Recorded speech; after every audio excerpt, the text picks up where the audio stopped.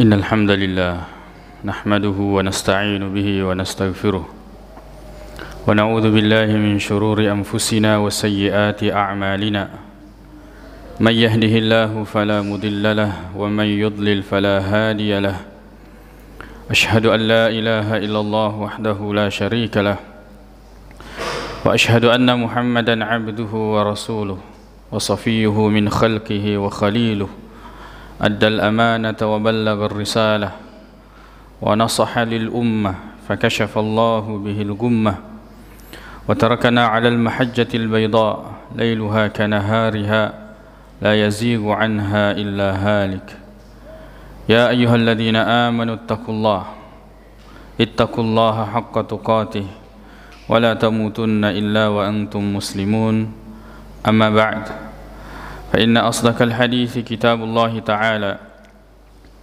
وخير الهدي هدي محمد صلى الله عليه وسلم وشر الأمور محدثاتها فإن كل محدثة بدعة وكل بدعة ضلالة.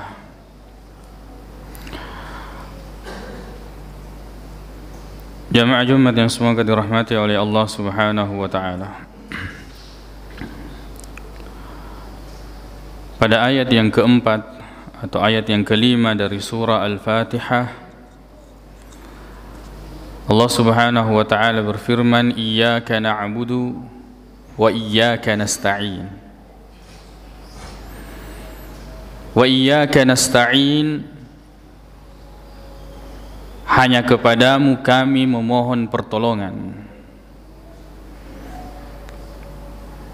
Kita mengatakan dan membaca di dalam salat bahwa kita hanya memohon pertolongan kepada Allah Subhanahu wa taala.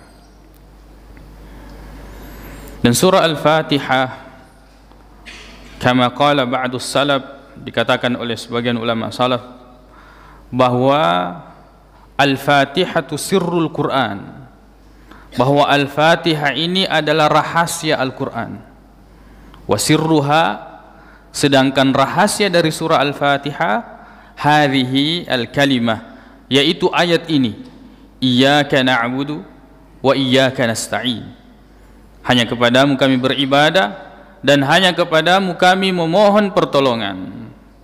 Fal awwalu tabarru'un minasy-syirk, potongan yang pertama yaitu iyyaka na'budu adalah bentuk tabarru', melepaskan diri dari segala bentuk kesyirikan, dari segala bentuk menyekutukan Allah Subhanahu wa taala dengan selainnya, baik itu perkataan atau perbuatan, bahkan lebih dari itu yaitu akidah. Maka ayat yang pertama, iyyaka na'budu, yaitu kita membebaskan diri kita dari segala bentuk kesyirikan. Wasani, kemudian potongan yang kedua, wa iyyaka nasta'in tabarru'um minal hauli wal quwwah, yaitu bagaimana kita ini berlepas diri dari mengandalkan daya dan kekuatan kita, wat tafwidu ilallah, lalu kemudian kita menyerahkan urusan kita kepada Allah Subhanahu wa taala. Maka kemudian ulama mengatakan inilah sirrul Fatihah, rahasia dari surah Al-Fatihah. Bagaimana seseorang itu mengesahkan Allah Subhanahu wa taala dan hanya memohon pertolongan kepada Allah Subhanahu wa taala, berlepas diri dari segala kemampuannya, daya dan upayanya, dan menyerahkan urusannya kepada Allah Subhanahu wa taala. Kaum muslimin jamaah Jumat yang semoga dirahmati oleh Allah Subhanahu wa taala. Berkata Abdullah bin Abbas radhiyallahu anhuma ketika menjelaskan ayat ini, beliau mengatakan, iyyaka na'budu, hanya kepadamu kami menyembah, hanya kepadamu kami beribadah, iyyaka nuwahhidu, hanya kepadamu kami mengesahkan, tidak ada yang kami sembah semata-mata kecuali hanya kepadamu ya Allah. Wa nakhafu wa narju, hanya kepadamu kami takut dan hanya kepadamu kami berharap. Ya Rabbana la ghairak, wahai Rabb kami tidak ada yang kami sembah selain Engkau. Wa iyyaka nasta'in, dan hanya kepadamu kami memohon pertolongan ala ta'atika, untuk mentaatimu. Taat kepada Allah, kita butuh pertolongan dari Allah subhanahu wa ta'ala. Wa ala umurina kulliha, bahkan semua urusan kami. Berkata Al-Imam Qatadah rahimahullahu ta'ala ketika menjelaskan ayat ini, beliau mengatakan, iyyaka na'budu, hanya kepadamu kami beribadah, ay ya'murukum an ta'buduhu atau an tukhlisu lahul ibadah, bahwa Allah memerintahkan kalian untuk mengikhlaskan ibadah hanya kepada Allah subhanahu wa ta'ala. Wa iyyaka nasta'in, dan hanya kepadamu kami memohon pertolongan, ya'murukum an tasta'inuhu fi kulli umurikum, yaitu Allah memerintahkan kepada kalian agar kalian hanya memohon pertolongan kepada Allah dalam segala urusan kalian. Kita ini tanpa pertolongan Allah subhanahu wa ta'ala, maka kita tidak mampu. La haula wa la quwata illa billah, bahwa tidak ada daya dan upaya kita ini, tidak ada gunanya kekuatan, tidak ada gunanya kemampuan, tidak ada gunanya kecerdasan jika seseorang itu tidak ditolong oleh Allah subhanahu wa ta'ala. Maka mengandalkan kekuatan, membanggakan apa yang ada pada diri kita sekarang ini, apapun itu, berupa kecerdasan, harta, berupa kekuatan, berupa kekuasaan, maka itu adalah kelemahan selemah-lemahnya, dan bersandar kepada Allah yang menciptakan segala sesuatu adalah merupakan sumber kekuatan. Kaum muslimin, jamaah Jumat yang semoga dirahmati oleh Allah subhanahu wa ta'ala, memohon pertolongan adalah ibadah. Memohon pertolongan adalah ibadah. Rasulullah sallallahu alaihi wasallam berwasiat kepada Abdullah bin Abbas radhiyallahu anhuma, beliau mengatakan, fa idza sa'alta fas'alillah, kalau kamu mau meminta, mintalah kepada Allah. Wa idza sta'anta, jika kamu ingin memohon pertolongan, mohonlah pertolongan kepada Allah subhanahu wa ta'ala. Maka memohon pertolongan kepada selain Allah adalah merupakan kesyirikan, menyekutukan Allah subhanahu wa ta'ala, akan menggugurkan semua amal kebaikan yang kita lakukan, akan menjadikan seseorang itu kekal di dalam neraka kalau dia meninggal di atas kesyirikan tersebut, dan akan mendapatkan azab yang pedih serta laknat Allah subhanahu wa ta'ala.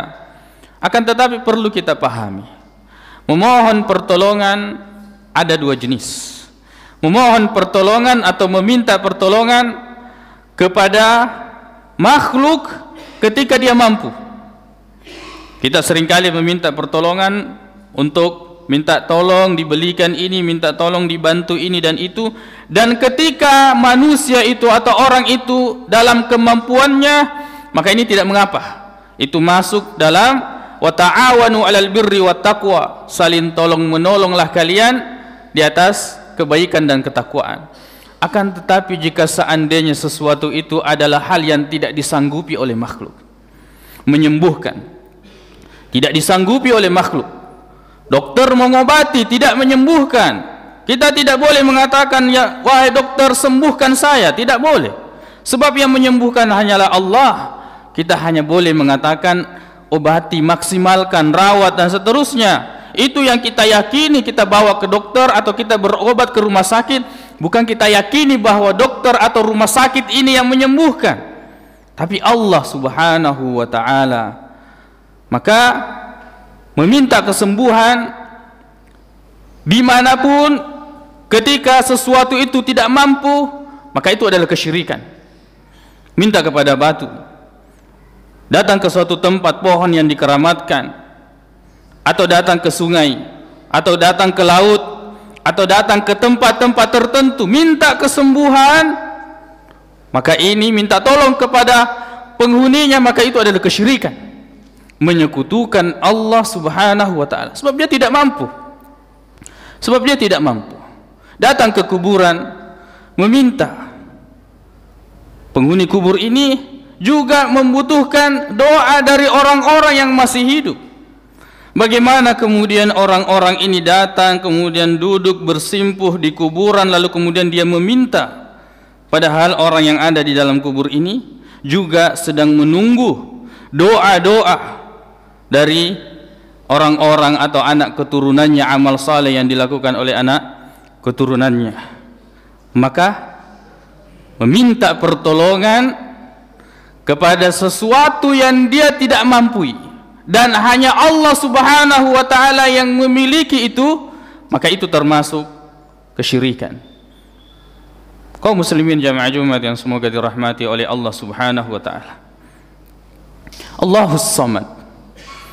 Allah Subhanahu wa taala tempat kita bergantung, tempat kita meminta segala sesuatu. Maka jangan kita bergantung kepada selain Allah Subhanahu wa taala. Bergantung kepada selain Allah Subhanahu wa taala adalah kelemahan. Memohon pertolongan ini adalah ibadah yang seringkali kita lupakan. Ketika kita terdesak pada sesuatu yang kita ingat itu makhluk, kenapa kita tidak ingat Allah? Kenapa kita tidak kembali kepada Allah Subhanahu wa taala? Ketika kita memiliki urusan, kenapa kita tidak mengangkat tangan kita berdoa kepada Allah, meminta kepada Allah? Bukankah Allah yang menciptakan segala sesuatu? Sebegitu jahilnyakah kita ini kepada Allah?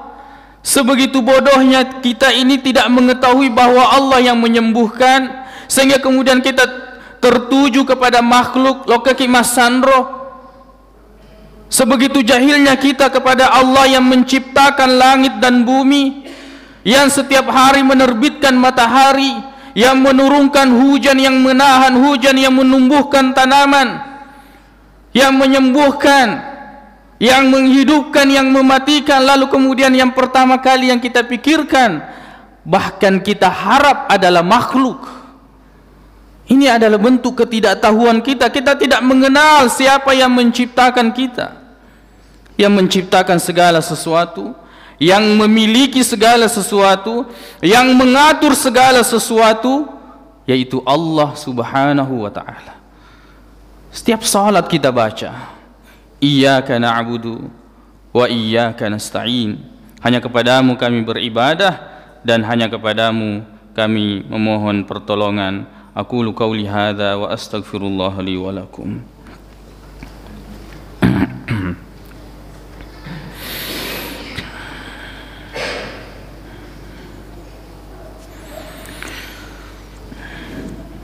Alhamdulillahi rabbil alamin wal 'aqibatu lil muttaqin wa la 'udwana illa 'alal zalimin. Asyhadu an la ilaha illallah wahdahu la syarika lah wa asyhadu anna Muhammadan 'abduhu wa rasuluh sallallahu alaihi wa ala alihi wa ashabihi wa sallama tasliman katsira, amma ba'd.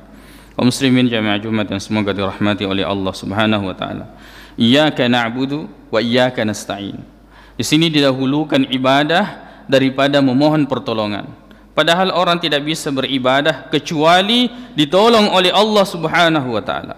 Ibnu Katsir ketika menjelaskan ayat ini, beliau mengatakan, "Innama qaddama iyyaka na'budu ala iyyaka nasta'in", bahwa potongan iyyaka na'budu ini didahulukan daripada iyyaka nasta'in sebab ibadah itu hiyal maqsudah, adalah yang dimaksud. Ibadah itu adalah tujuan. Wal isti'anatu wasilatun ilaiha, sedangkan memohon pertolongan itu hanya sarana menuju ibadah. Maka mendahulukan ibadah dalam ayat ini iyyaka na'budu di atas kalimat wa iyyaka nasta'in. Kaum muslimin jamaah Jumat yang semoga dirahmati oleh Allah Subhanahu wa taala. Maka berhenti untuk mengandalkan diri, berhenti untuk mengandalkan apa yang kita miliki. Semuanya hanya titipan dari Allah Subhanahu wa taala yang kita kumpulkan, dan waktunya telah tiba Allah Subhanahu wa taala akan mengambilnya. Kita yang sedang diuji oleh Allah Subhanahu wa taala, bersabarlah, sebab di puncak ujian biasanya disitulah pertolongan Allah Subhanahu wa taala. Nabi Musa alaihi salam. Ketika Allah memerintahkannya, an asri bi ibadi, Musa, keluarlah engkau di malam hari bersama dengan bi ibadi, dengan hamba-hambaku, dengan kaum yang beriman pada saat itu. Maka keluar dan dikejar oleh Fir'aun. Fir'aun mengumumkan, menghasut semua orang, mereka keluar meninggalkan tempat mereka, mengejar Nabi Musa dengan para sahabatnya atau orang-orang yang beriman pada saat itu. Falamma tara al-jam'an, ketika berada di pinggir laut, sudah bertemu antara dua pasukan ini, lalu kemudian qala ashabu Musa, berkata ashabu Musa, orang-orang yang mengikuti Nabi Musa, inna lamudrakun, kami pasti akan ditangkap, kami pasti akan dibunuh. Mundur ke belakang adalah pasukannya Fir'aun, maju di depan adalah lautan. Kemana kita akan pergi? Tapi apa yang dikatakan oleh Nabi Musa, qala kalla, sekali-kali tidak, inna ma'iya rabbi sayahdin, saya punya Allah, ada Allah subhanahu wa ta'ala, Allah yang memerintahkan kita untuk kemudian berjalan ke arah ini. Tidak mungkin Allah meninggalkan. Sayahdin, Allah pasti akan memberikan petunjuknya. Perhatikan pada saat itu, mana hendak pergi? Ke belakang atau ke depan? Allah bisa saja menurunkan perahu pada saat itu, lalu kemudian Nabi Musa menaiki perahu tersebut. Tapi tidak. Allah subhanahu wa ta'ala kemudian di puncak ketakutan itu oleh kaumnya Nabi Musa, Allah mengatakan, fa'auhayna ila Musa anidrib bi'asakal bahr, Musa, pukulkan tongkatmu ke lautan. Famfalaq, lalu kemudian lautan itu terbelah kering, lalu kemudian setiap belahan itu katudil azim, seperti gunung yang besar.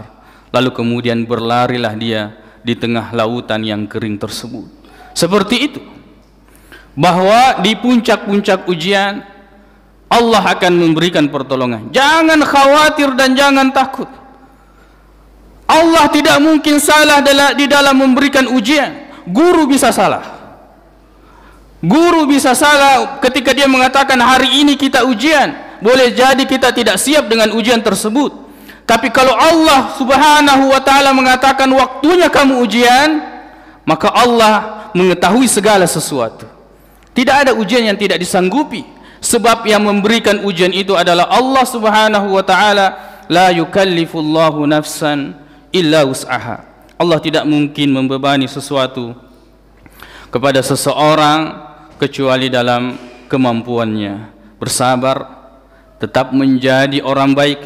Jangan menganggap bahwa kita ini tidak ditolong oleh Allah. Ketika kita tertimpa musibah lalu kemudian akidah kita masih bersih, kita tidak menyekutukan Allah subhanahu wa ta'ala, kita ditimpa sakit, kita bersabar, akidah kita jaga. Banyak orang yang mengatakan lo kok saya Mas Sandro pergi di sana dan di situ, akidah kita jaga. Jangan mengatakan bahwa Allah tidak menolong saya karena kita menganggap pertolongan itu adalah kesembuhan saja. Ketika Allah menjaga akidah, itu adalah pertolongan Allah subhanahu wa ta'ala. Ketika kita diuji, kita masih bisa beribadah, tetap kita mendirikan salat, dan tetap kita bersabar dengan mengupayakan hal-hal yang baik. Itu adalah pertolongan Allah subhanahu wa ta'ala. Seringkali orang menganggap dia ditinggalkan oleh Allah, padahal Allah subhanahu wa ta'ala sedang memberikan pertolongan bagi dia di dunia dan keselamatan bagi dia di akhirat. Allahumma ighfir lana dhunubana wa israfana fi amrina ثبت أقدامنا وانصرنا على القوم الكافرين. اللهم اغفر للمسلمين والمسلمات والمؤمنين والمؤمنات الأحياء منهم والأموات إنك سميع قريب مجيب الدعوات ويا قاضي الحاجات. اللهم إنا نسألك الرضا، اللهم إنا نسألك الهدى والتقى والعفاف والغنى. اللهم أرنا الحق حقا وارزقنا اتباعه وأرنا الباطل باطلا وارزقنا اجتنابه. ربنا آتنا في الدنيا حسنة في الآخرة حسنة وقنا عذاب النار. قولوا قولي هذا وأستغفر الله لي ولكم وآخر دعوانا أن الحمد لله رب العالمين وأقيموا الصلاة. Sembah kalian hanya kepada Allah subhanahu wa ta'ala, dan jangan kalian melakukan kesyirikan.